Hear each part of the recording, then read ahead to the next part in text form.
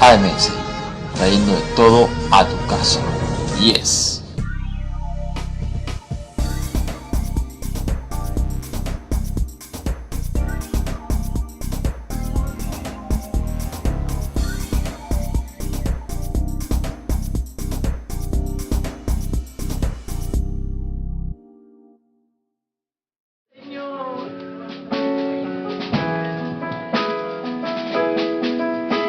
De tal manera es mi amor, que su vida no escatimó. Cántale, Jesús. Hasta el final Él se entregó. Dio su vida por ti y por mí. Y a la muerte fue porque me amó.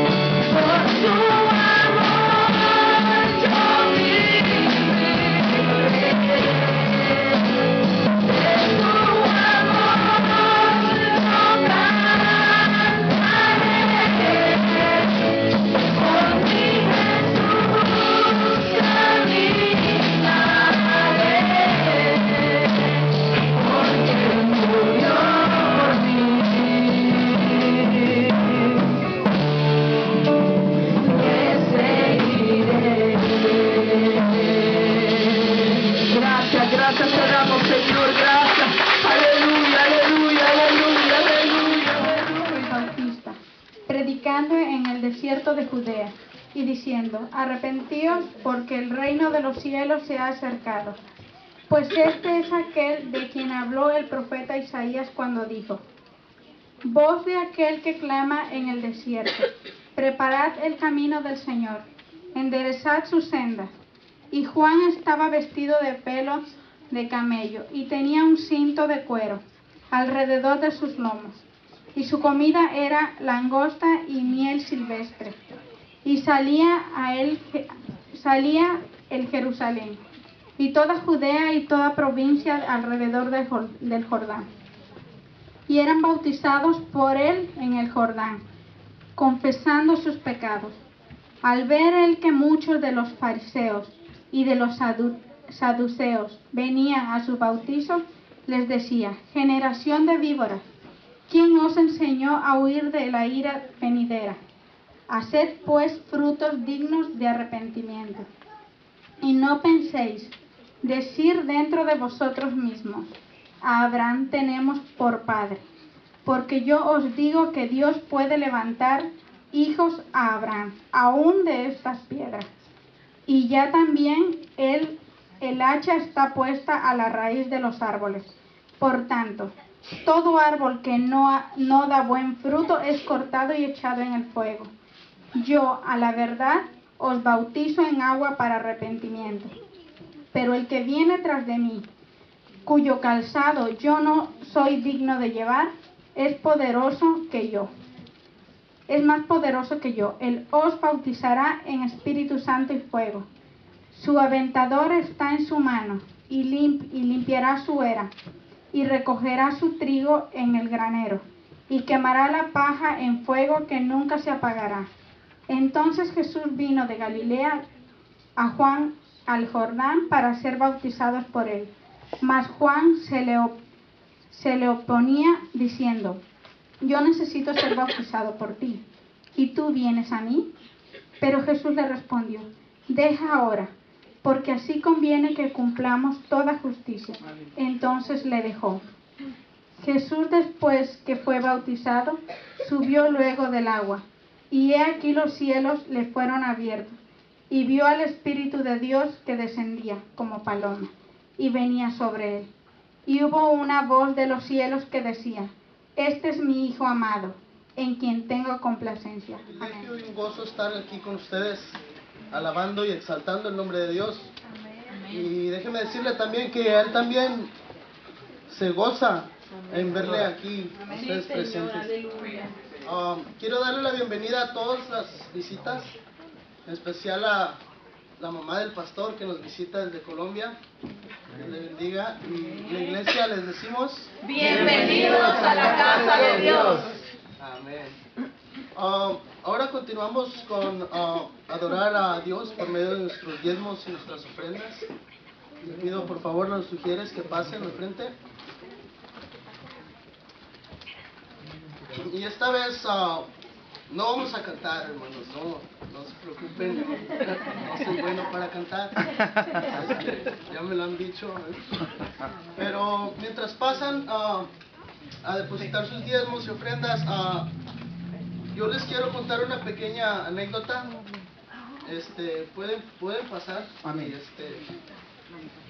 Yo les quiero contar, hace un tiempo atrás, como muchos saben, yo tengo un trabajo part-time en las tardes, y cuando yo lo empecé ahí, se acercó un compañero de trabajo en la mañana y me dice: oye, escuché que tienes un nuevo trabajo. Digo: sí, felicidades. Me dice: gracias. Y con un sarcasmo así me dice: pues me alegro, dice, tu iglesia ha de estar muy contenta. Digo: ¿por qué? Dice: pues ahora van a recibir más diezmos. Le digo: bendito sea Dios. Le digo que ahora yo tengo un 90% más en qué gastar que muchos no tienen o desearían tener. Y su sonrisa de él se cayó por los suelos y terminó con sarcasmo. Muchas veces ellos nos quieren humillar y nos quieren hacer sentir mal, pero déjeme decirle que En Cristo nosotros somos vencedores, somos Amén. triunfadores Amén.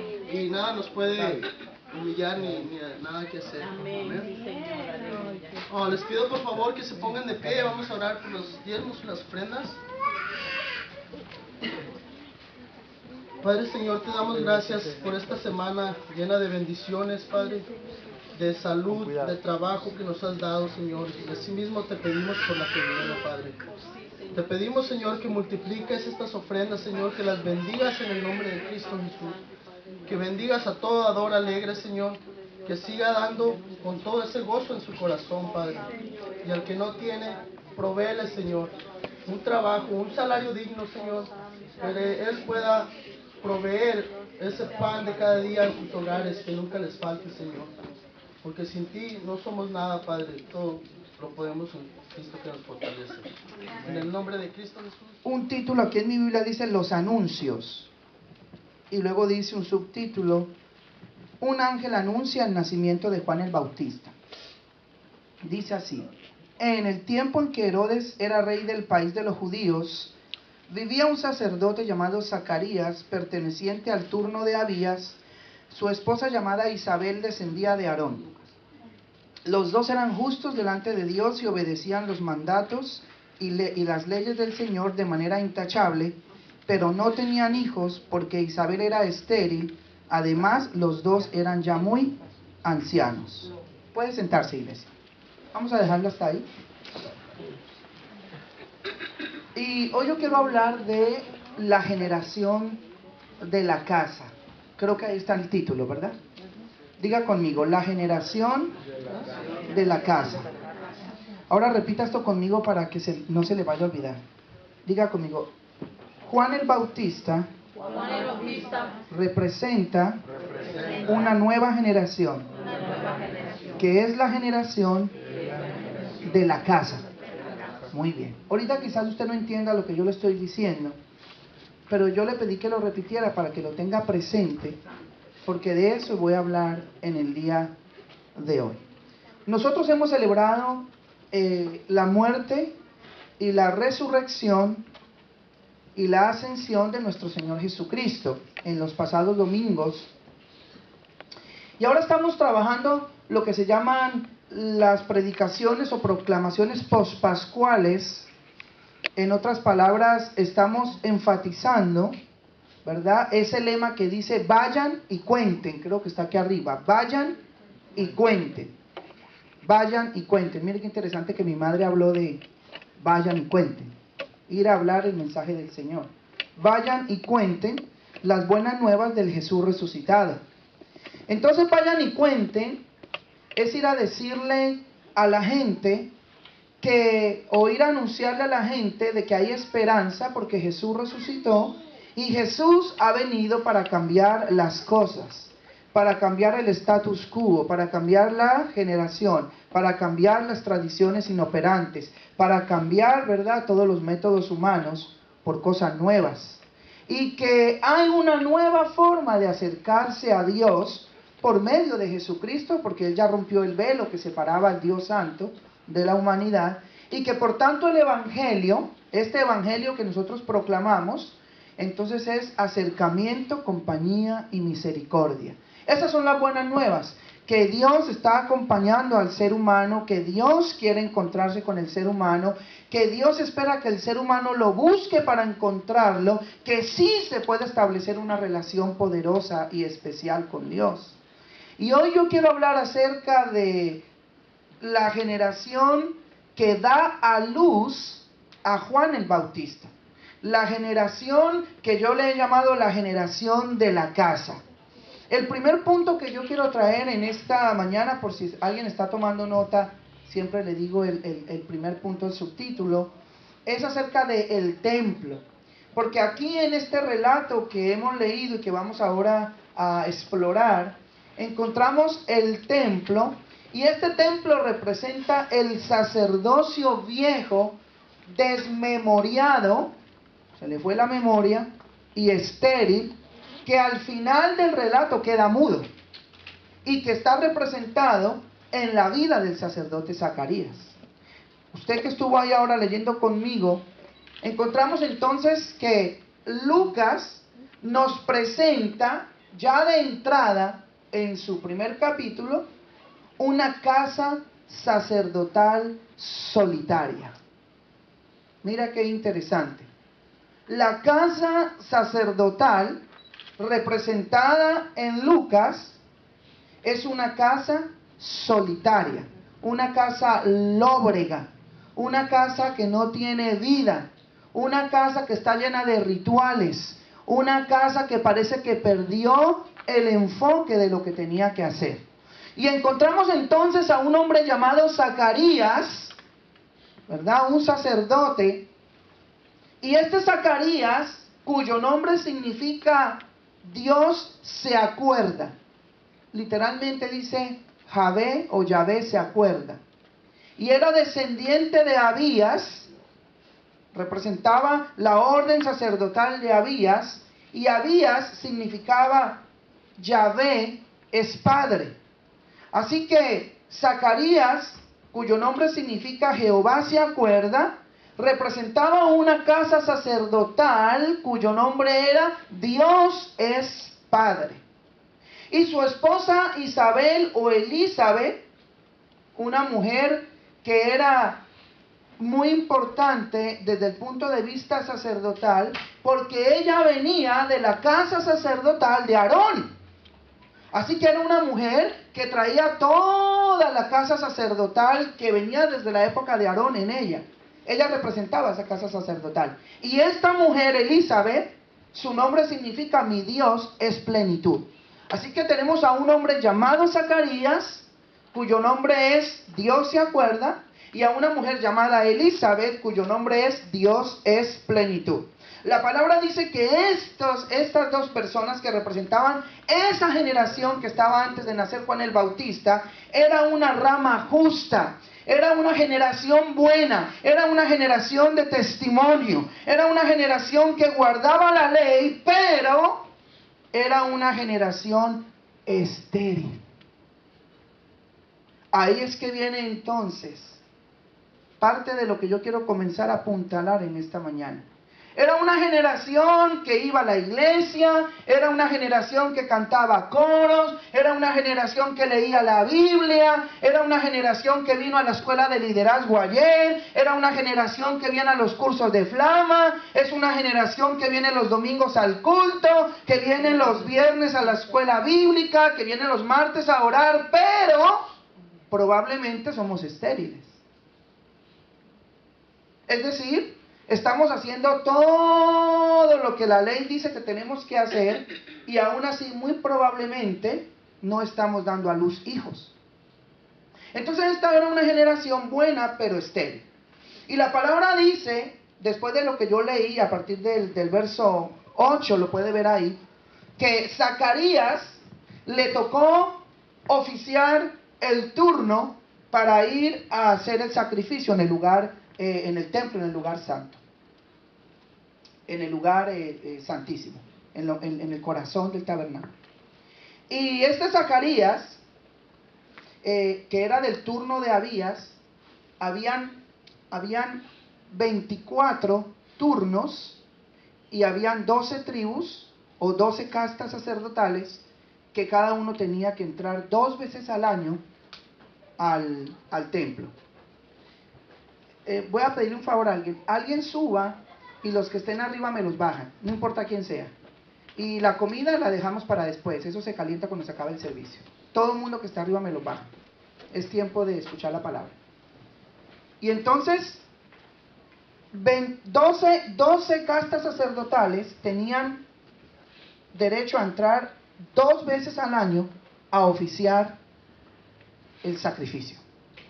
Para quemar el incienso, para hacer el sacrificio y entonces orar por el pueblo. Y dice la palabra que Zacarías, que estaba aquí de la orden de Abías, le tocó el turno por suertes. Ellos tenían todo ahí, ¿verdad? Todo un protocolo para hacer esto. Y le tocó entonces oficiar como sacerdote. Lo interesante es que mientras Zacarías estaba dentro oficiando como sacerdote y quemando el incienso, el pueblo que no podía entrar estaba afuera orando. Y esto es muy simbólico, porque entonces esta liturgia que pone de relieve Lucas nos está empezando a decir que la realidad espiritual era que Dios y el pueblo estaban separados. O sea que aunque habían oraciones, que aunque habían sacrificios, que aunque había todo un protocolo litúrgico para acercarse a Dios, en última instancia, Dios y el pueblo estaban separados.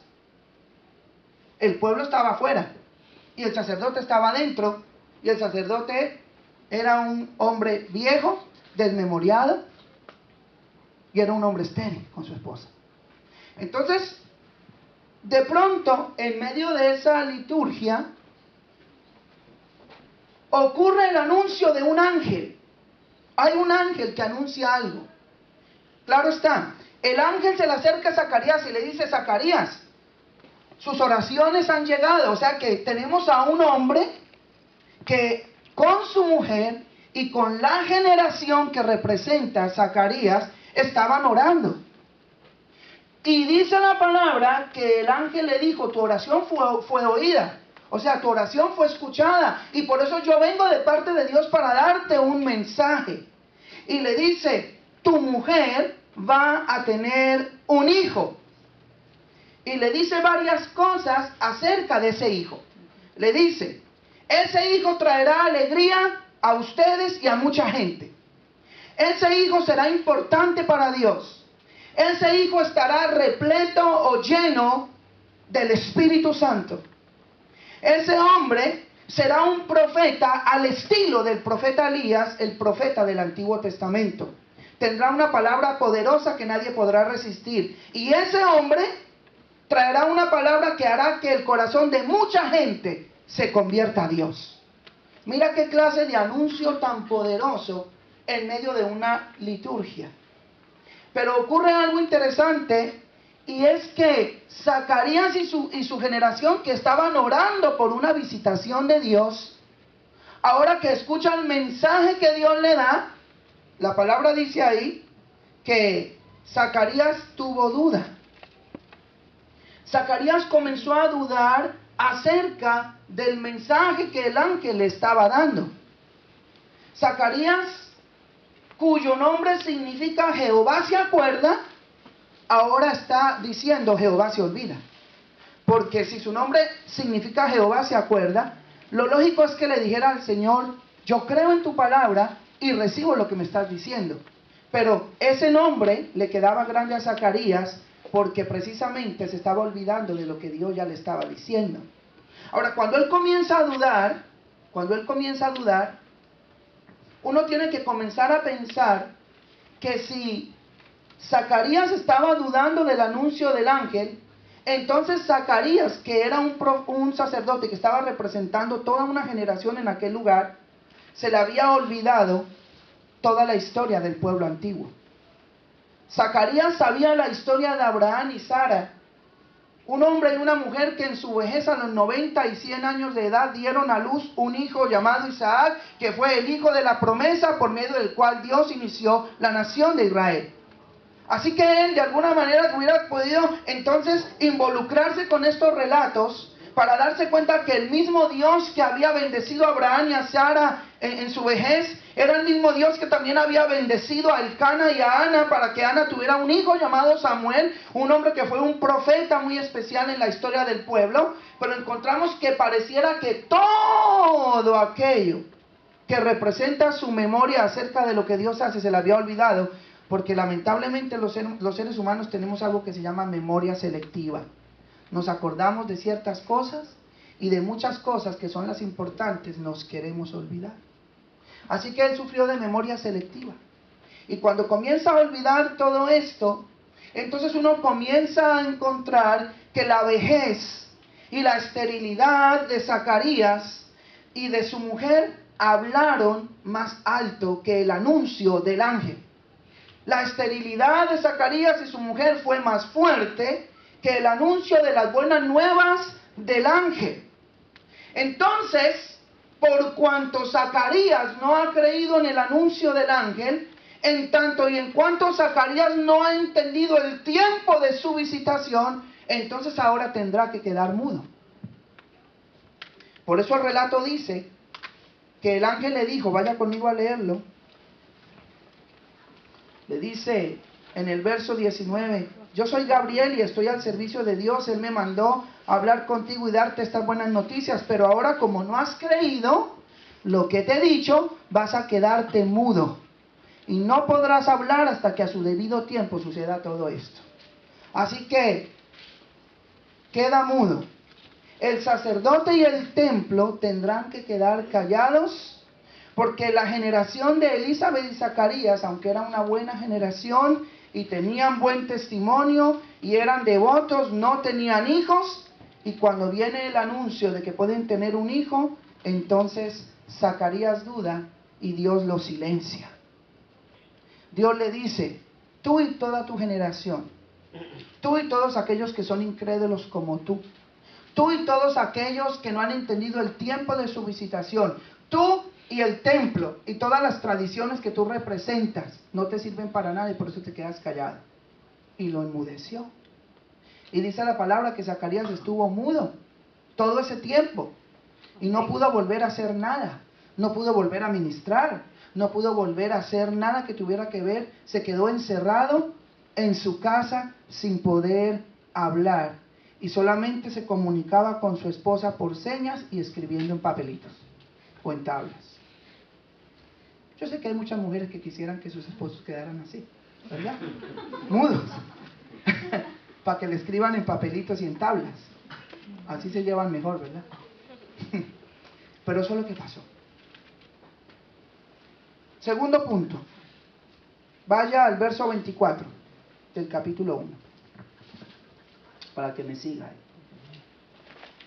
Dice, después de esto, o sea, después de que este hombre se fue a su casa mudo, dice, su esposa Isabel quedó encinta y durante 5 meses no salió de su casa, pensando, el Señor me ha hecho esto ahora para que la gente ya no me desprecie.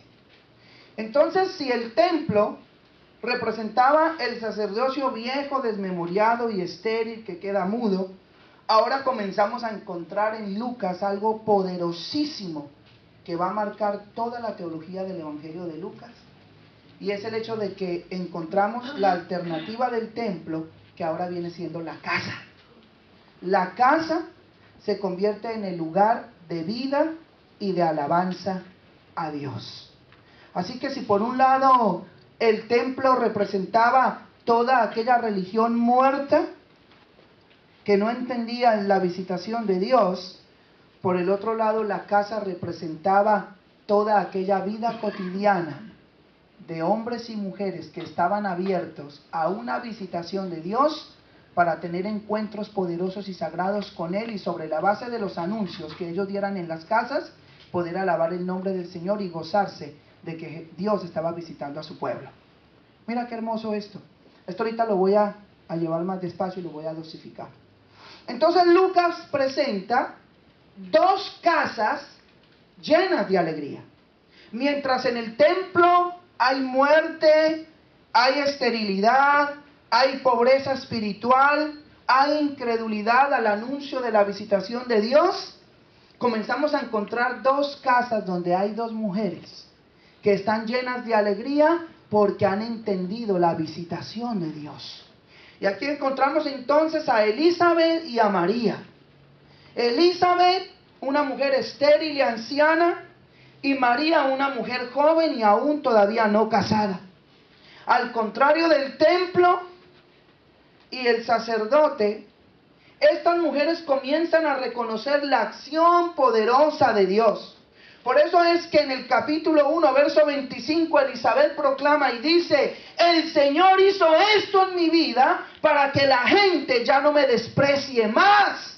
Así que ella comienza a entender que sus oraciones habían sido escuchadas y que el ángel había venido a visitarles, aunque a ella no la visitó, pero le habló a su esposo y ella sabía que la promesa era para ella. Ella sabía entonces que Dios había venido con una promesa para ella, y ahora ella en la casa donde estaba comenzando a celebrar la visitación de Dios sobre su vida.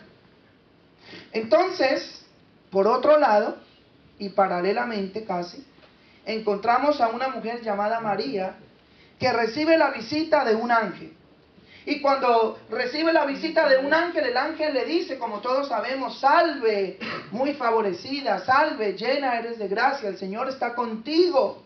Y entonces el ángel le promete que va a tener un hijo, y que este hijo será importante, y que este hijo será llamado Hijo de Dios, y que se sentará en el trono que había sido de David. Así que esta promesa que se le comienza a dar a María en su casa, no es por una esterilidad como en el caso de Elizabeth y de Zacarías.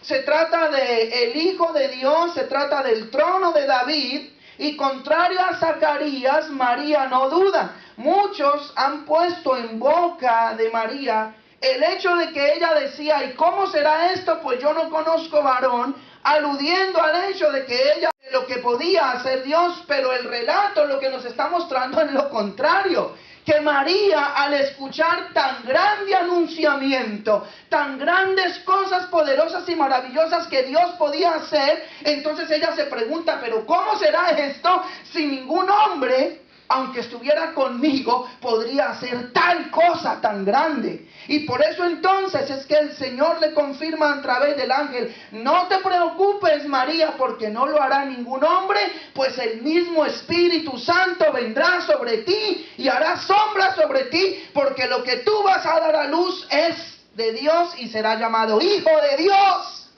Así que por un lado, mientras Zacarías está dudando del anuncio del ángel en el templo, encontramos a una mujer llamada María y a una mujer llamada Elizabeth que están celebrando en sus casas la visitación de Dios.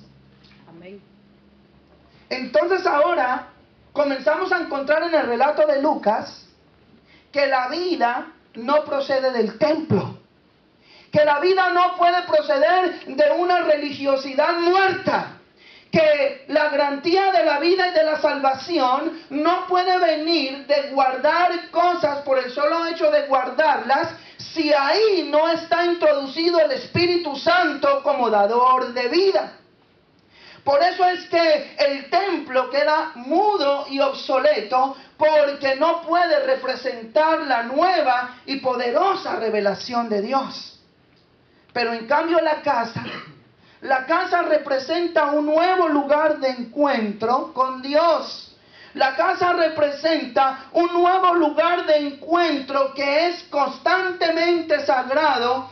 La casa representa todos aquellos momentos de la vida cotidiana del creyente, sea hombre, mujer o niño, en el que la persona está abierta totalmente en su vida a la visitación de Dios. Por eso es que un día Jesús le dijo a la samaritana, esto no se trata de que adoremos en un lugar o en otro, se trata de que cuando estemos en todos los lugares, estemos abiertos a la visitación de Dios. Así que cuando tú estás en tu casa, en tu carro, en tu trabajo, en la iglesia, en la calle, en el parque, lo que nos está diciendo Lucas es que todos esos lugares representan la casa, la vida cotidiana, el momento en el que Dios puede irrumpir, el momento en el que Dios te puede dar un anuncio, el momento en el que Dios te puede sanar sin que tú lo pensaras, el momento en el que Dios puede hacer algo grande y poderoso, y nosotros tenemos que estar abiertos todo el tiempo a esa visitación de Dios. Por eso entonces todos los lugares se convierten en lugares sagrados, porque Dios está presente. Denle un aplauso al Señor, iglesia, y abra su boca y alábele. Entonces encontramos que la vida comienza a suceder en la casa. Y esa vida entonces comienza a traer cánticos de alabanza de la mujer, del pobre, de todos aquellos que habían sido marginados, porque ellos comienzan a entender las maravillas de Dios. Por eso es que entonces cuando María se encuentra con Elizabeth, o mejor dicho, cuando Elizabeth visita a María visita a Elizabeth, ocurre entonces todos estos cánticos donde ellas están proclamando con su boca las grandes maravillas que Dios estaba haciendo en medio de ellas. Esto es poderoso. Entonces ahora viene el punto 3. Desde el verso 57, capítulo 1, desde el verso 57. Encontramos entonces que va a venir el pequeño. Va a nacer Juan el Bautista. Y el nombre del pequeño significa Javé o Yahvé, es misericordia. Juan es su nombre. Y le dirán más adelante el Bautista, porque bautizará. Porque la gente saldrá al desierto a buscarlo para que los bautice. Bautismo de arrepentimiento. Y este hombre que nace siendo un niño, un bebé, se le pone el nombre de Juan, que significa Jehová misericordia, o la misericordia de Dios. ¿Saben una cosa? Antes de que Juan naciera, el templo proclamaba que las ofrendas, los sacrificios y las oraciones eran suficientes para vencer los pecados y la impureza del pueblo. Al punto que a ellos ni siquiera les importaban las injusticias que estaban cometiendo con el pueblo en aquel